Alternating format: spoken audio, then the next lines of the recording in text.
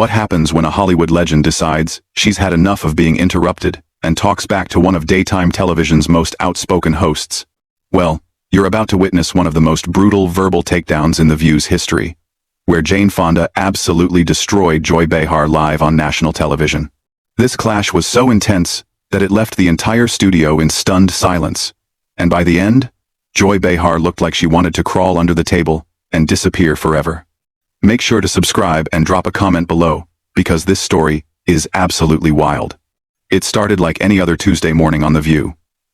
The cameras were rolling, the audience was settled in their seats, and the hosts were preparing to welcome their guest for the day, the legendary Jane Fonda. At 86 years old, Fonda had seen it all in Hollywood, from her early days as a rising star to becoming an activist and fitness guru. She had agreed to come on the show to discuss her latest project, but what nobody expected was that Joy Behar would turn the interview into a personal attack session. As Jane Fonda walked onto the set, the audience erupted in applause. She looked elegant in a crisp white blazer, her silver hair perfectly styled, and her posture as confident as ever. She settled into the guest chair with the grace of someone who had been in the spotlight for over 6 decades. "Welcome back to The View, Jane," said Whoopi Goldberg, with genuine warmth. "It's always such a pleasure to have you here." "Thank you for having me," Jane replied with a smile. "It's wonderful to be back." But before Jane could even get comfortable, Joy Behar jumped in with her typical lack of subtlety. "So, Jane, I have to ask you about something that's been bothering me. You've been very vocal about climate change and activism, but don't you think it's a bit hypocritical coming from someone who's spent decades flying around in private jets and living in massive mansions?" The question hung in the air like a toxic cloud. The other hosts exchanged glances, clearly uncomfortable with Joy's aggressive opening. Jane Fonda's expression shifted slightly, but she maintained her composure. "Well, Joy, I think that's an interesting way to start an interview," Jane said, her voice steady but with an edge that suggested she wasn't going to be pushed around. "I've been transparent about my past and the changes I've made in my lifestyle. I've reduced my carbon footprint significantly and used my platform to raise awareness about climate issues." Joy wasn't satisfied with that response. She leaned forward in her chair, her voice getting louder. "But, come on, Jane. You can't just say you've changed and expect everyone to forget about your lavish lifestyle. You're telling regular people to make sacrifices while you live in luxury. Don't you see the problem with that?" The audience began to murmur, sensing the tension building between the two women. Jane Fonda's eyes narrowed slightly, and for a moment, everyone could see the fire that had made her such a formidable actress and activist. "Joy, I'm not sure what you're trying to accomplish here," Jane said, her voice calm but firm. "Are you interviewing me about my current work? Or are you trying to create drama for your show? Because if it's the latter, I think you're going about it the wrong way." Joy's face flushed red. She clearly hadn't expected Jane to push back so directly. "I'm just asking the questions that viewers want answered. I'm being honest here. Jane Redderlard. I'm being honest here." "No, Joy," Jane interrupted, her voice gaining strength. "You're being rude and confrontational. There's a difference between honest journalism and what you're doing right now." The other hosts sat in stunned silence as the two women faced off. Sunny Hostin looked like she wanted to intervene, while Sarah Haynes fidgeted with her notes. Whoopi Goldberg's expression was unreadable, but her body language suggested she was preparing to step in if things got worse. Joy, feeling cornered, decided to double down. "I'm sorry if you can't handle tough questions, Jane. But this is The View. We don't do softball interviews here." That comment was the spark that ignited Jane Fonda's fury. She sat up straighter in her chair, her eyes blazing with an intensity that reminded everyone why she had been such a commanding presence on screen. "Tough questions?" Jane's voice was sharp now, cutting through the air like a blade. "Joy, you call that journalism? You ambushed me with poorly researched accusations without giving me a chance to properly respond. That's not tough journalism. That's tabloid sensationalism." Joy opened her mouth to respond, but Jane wasn't finished. "And furthermore, if you had done even basic research before this interview, you would know that I've been living in a smaller home for years. I've eliminated private jet travel from my personal life, and I've donated millions to environmental causes. But you didn't bother to check any of that, did you?" The audience was completely silent now, hanging on every word. Joy Behar looked genuinely shocked that Jane Fonda was fighting back so forcefully. She stammered for a moment before trying to regain control of the conversation. Well, I think our viewers deserve to know about these contradictions, Joy said weakly, but her confidence was clearly shaken. Jane leaned back in her chair, a slight smile playing at the corners of her mouth. What our viewers deserve, Joy, is honest, respectful dialogue, not whatever this performance is supposed to be. The word performance hit Joy like a slap. Her face went from red to pale in seconds, and she looked around the table as if searching for support from her co-hosts. But they all seemed to be avoiding eye contact, leaving her to face Jane Fonda's wrath alone. I don't know what you're implying, Joy said, her voice getting defensive and higher pitched. I'm not implying anything, Jane replied coolly. I'm stating it directly. You're performing right now, trying to create conflict where none needs to exist. It's beneath both of us. Joy Behar was clearly rattled. She had started this interview thinking she could intimidate the Hollywood legend. But instead, she was being systematically dismantled by someone who had decades of experience dealing with much tougher opponents than a daytime television host. Look, Jane, Joy tried again. I'm just trying to hold you accountable for your actions. Jane Fonda let out a small laugh that was more condescending than amused. Hold me accountable? Joy, you're a talk show host, not a prosecutor. And even if you were, you'd need to have your facts straight before you started making accusations. The tension in the studio was so thick, you could cut it with a knife. The cameras continued rolling, capturing every moment of Joy Behar's humiliation as Jane Fonda continued her verbal assault. Whoopi finally decided to step in, sensing that Joy was drowning and the interview was spiraling out of control. Maybe we should move on to talking about your new project, Jane. After. But Joy Behar, now thoroughly embarrassed and desperate to save face, made the worst possible decision. Instead of taking the lifeline Whoopi had thrown her, she decided to go even harder. No, wait, Joy said, holding up her hand. I think we need to address this properly. Jane, you've made a career out of being controversial. From your time in Vietnam to your various political stances, you've never shied away from stirring the pot. So why are you so sensitive now, when someone questions you? The audacity of that statement left everyone speechless for a moment. Jane Fonda's expression went from annoyed to genuinely angry. She had been trying to keep things civil, but Joy had just crossed a line that couldn't be uncrossed. Sensitive? Jane's voice was dangerously quiet now. Joy, you clearly don't understand the difference between being controversial and being ignorant. What you just said proves that you have no idea what you're talking about. Joy, emboldened by what she mistakenly thought was momentum, pressed forward. I'm talking about your anti-war protests, your comments about American soldiers. You can't just rewrite history, Jane. The studio fell dead silent. Even the crew behind the cameras seemed to stop moving. Jane Fonda sat perfectly still for a moment, and when she finally spoke, her voice had a steel edge that could have cut glass. Joy, I'm going to give you one chance to retract that statement and apologize. Because what you just said is not only factually incorrect, it's deliberately inflammatory and disrespectful to both me and to the veterans I've worked with for decades. But Joy, in her arrogance and desperation, made yet another catastrophic mistake. I don't need to apologize for stating facts. Your actions during Vietnam are well documented. Jane Fonda stood up slowly from her chair, and for a moment, it looked like she might walk off the set entirely. Instead, she turned to face Joy directly, and when she spoke, her voice carried the authority of someone who had faced down much more formidable opponents than a talk show host having a public meltdown. Facts. Jane's voice was controlled but deadly serious. Let me give you some facts, Joy. I spent 2 years visiting wounded veterans in hospitals. I've worked with veteran organizations for over 50 years. I've apologized repeatedly for any pain my actions caused, and I've dedicated significant portions of my life to supporting our troops. But you wouldn't know any of that because you didn't bother to research before you opened your mouth. Joy's face was now completely pale. She was realizing that she had stepped into quicksand, but instead of stopping, she kept struggling and making it worse. Well, that may be true, but the perception is still there. Joy stammered. The perception? Jane's eyebrows shot up.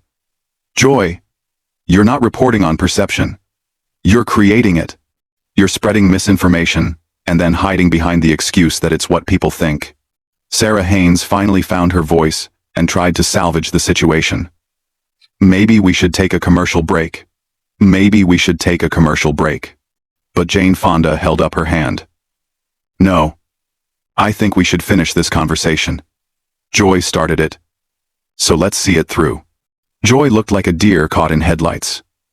She had clearly expected Jane to be an easy target, an elderly actress who would crumble under aggressive questioning. Instead, she had awakened a force of nature who was now systematically destroying her credibility in front of millions of viewers. Joy, Jane continued, you have a platform that reaches millions of people every day. With that platform comes responsibility. You can't just throw around accusations and half-truths because you think it makes for good television. I wasn't throwing around accusations, Joy protested weakly. Yes, you were, Jane shot back immediately. From the moment I sat down, you've been making statements without basis, asking loaded questions, and now you're trying to relitigate history that you clearly don't understand. This isn't journalism, Joy. This is a hit job. The other hosts looked mortified. Sunny Hostin was staring at her hands, clearly uncomfortable with the direction the interview had taken. Whoopi looked like she was calculating how to end this disaster, while Sarah seemed to be in shock. Joy, now completely out of her depth, made one final desperate attempt to regain control. I think you're overreacting, Jane. This is just a normal interview. That comment was the final straw. Jane Fonda let out a laugh that was pure disbelief. Normal? Jane shook her head. Joy, in a normal interview, the host prepares by researching their guest. They ask thoughtful questions designed to inform their audience. They listen to the answers and follow up appropriately. You've done none of that. I did prepare, Joy said defensively. No, you didn't, Jane replied firmly. If you had prepared, you would know that I've spent the last decade working on climate documentaries, that I've been arrested multiple times for protesting environmental destruction, that I've put my money where my mouth is by funding renewable energy projects. But instead of asking me about any of that meaningful work, you chose to ambush me with tabloid-level gossip. Joy's mouth opened and closed like a fish out of water. She had no response because Jane Fonda was absolutely right, and everyone in the studio knew it. And another thing, Jane continued, her voice gaining momentum. Your approach isn't just unprofessional, it's lazy. You could have had a fascinating conversation about the intersection of entertainment and activism, about how Hollywood has changed over the decades, about the challenges facing older women in the industry. Instead, you chose to create fake controversy because you think conflict equals good television. The audience was completely silent, hanging on every word. Some were nodding in agreement with Jane, while others looked uncomfortable witnessing such a thorough professional dismantling. Joy finally managed to find her voice again, but it came out as barely more than a whisper. No, Joy, Jane said, sitting back down but maintaining her intense eye contact. You were trying to score cheap points at my expense. There's a huge difference. The weight of Jane Fonda's words settled over the studio like a heavy blanket. Joy Behar looked smaller somehow, deflated and defeated. She had started this interview thinking she was going to expose hypocrisy, and instead had exposed her own lack of preparation and professionalism. Furthermore, Jane continued, clearly not finished with her devastating critique, the way you've conducted this interview says more about you than it does about me. You've shown your viewers that you're more interested in creating drama than in having meaningful conversations with your guests. Joy tried one more time to defend herself. Jane tilted her head slightly, a gesture that somehow managed to be both elegant and condescending. Joy, there's a difference between tough questions and rude behavior. Tough questions are well-researched, relevant, and asked with respect. What you've been doing is just being combative. For the sake of being combative. The silence that followed Jane's words was deafening. Joy Behar sat frozen, clearly struggling to process the fact that she had been so thoroughly outmaneuvered by her guest. But Jane Fonda wasn't finished. She had decades of experience dealing with hostile interviews, difficult directors, and challenging situations. And she was about to use every bit of that experience to deliver a final blow that would end this confrontation once and for all. You know what the real tragedy is here, Joy? Jane said, her voice now calm but still carrying that underlying steel. You had an opportunity to have a real conversation with someone who has lived through 7 decades of American history, who has seen the entertainment industry evolve, who has been on the front lines of social movements. Instead, you chose to waste everyone's time with this performance. Joy's face was now completely drained of color. She looked around the table desperately, but her co-hosts were all avoiding eye contact. They had clearly decided that Joy had dug this hole herself, and they weren't going to jump in to help her. I think maybe we should move on, Joy said quietly, her earlier bravado completely evaporated. Oh, now, you want to move on? Jane's eyebrow arched perfectly. After you've spent the last 10 minutes making accusations and spreading misinformation, now you want to change the subject? That's very convenient, Joy. The audience was riveted. This wasn't just an interview gone wrong.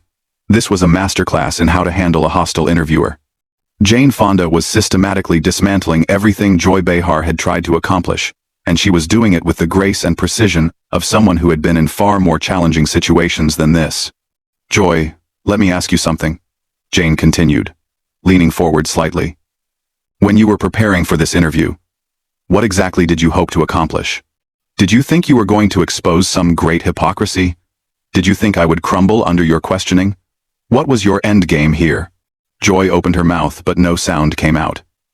She was completely speechless, trapped by Jane's direct questioning, with no way to escape, without admitting that her entire approach had been wrong from the start. Because from where I'm sitting, Jane went on, it looks like you invited me on your show not to have a conversation, but to use me as a prop in whatever narrative you had already decided to tell your viewers. That's not journalism, Joy.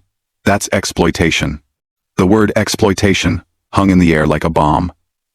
Joy's hands were visibly shaking now, as she tried to figure out how to respond to such a direct and devastating accusation. I never intended to. I mean, Joy stammered, but Jane cut her off with a gentle but firm gesture. Joy, I want you to listen to me very carefully, Jane said, her voice taking on an almost maternal tone that somehow made her words even more cutting. I've been doing interviews for over 60 years. I've faced hostile journalists, aggressive prosecutors, angry protesters, and hostile studio executives.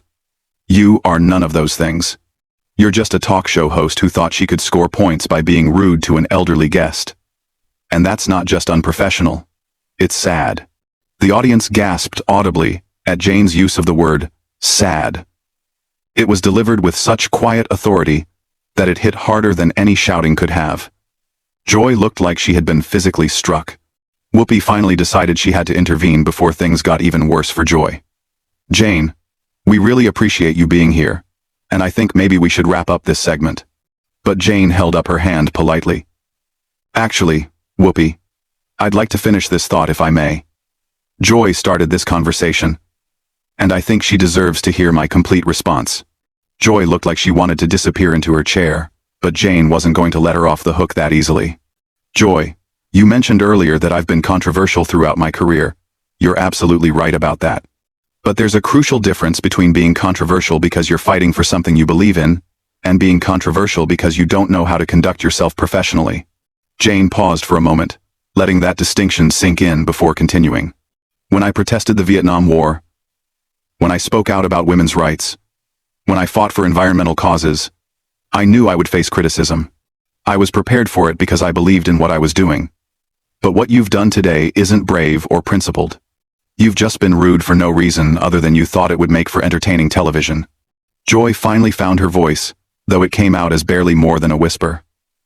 I'm sorry if you feel I was rude. I don't feel you were rude, Joy, Jane replied immediately. You were rude. That's not a feeling, that's a fact. And your apology would be more meaningful if you actually understood what you're apologizing for. The other hosts exchanged glances, clearly uncomfortable with how thoroughly Joy was being demolished. But none of them seemed willing or able to step in and help her. Let me give you some advice, Jane continued, her voice now taking on the tone of a teacher, addressing a student who had badly misbehaved. The next time you have a guest on this show, try treating them with respect. Try asking questions that are designed to inform your audience rather than to create conflict. Try listening to their answers instead of waiting for your next opportunity to attack. Joy nodded mutely, clearly hoping that agreeing would make this nightmare end sooner.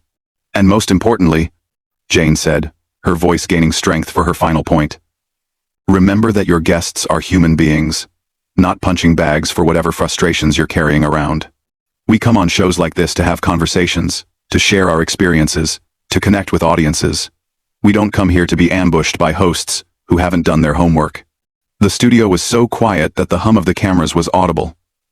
Jane Fonda sat back in her chair, having delivered one of the most thorough and devastating takedowns in daytime television history. Joy Behar looked absolutely destroyed, her earlier confidence replaced by humiliation and regret. Now, Jane said with a slight smile that didn't reach her eyes, would you like to ask me about my actual work? Or should I assume this interview is over? 2000. Joy looked around the table desperately, but found no help from her co-hosts. Whoopi was staring at her hands, Sunny was looking at the ceiling, and Sarah was furiously scribbling notes that she probably wasn't actually reading. I think we should go to commercial, Joy finally managed to say. Jane Fonda stood up gracefully, smoothing down her blazer. That's probably for the best. Thank you for having me. And I hope you'll consider what I've said today. As the cameras cut away, and the studio lights dimmed, Joy Behar sat alone at the table, looking like she had been hit by a truck. She had started this interview thinking she would expose Jane Fonda. But instead, she had exposed herself as unprepared, unprofessional, and completely out of her depth when faced with a true Hollywood legend who refused to be intimidated. The audience filed out in stunned silence, many of them shaking their heads at what they had just witnessed. It was clear that this would go down as one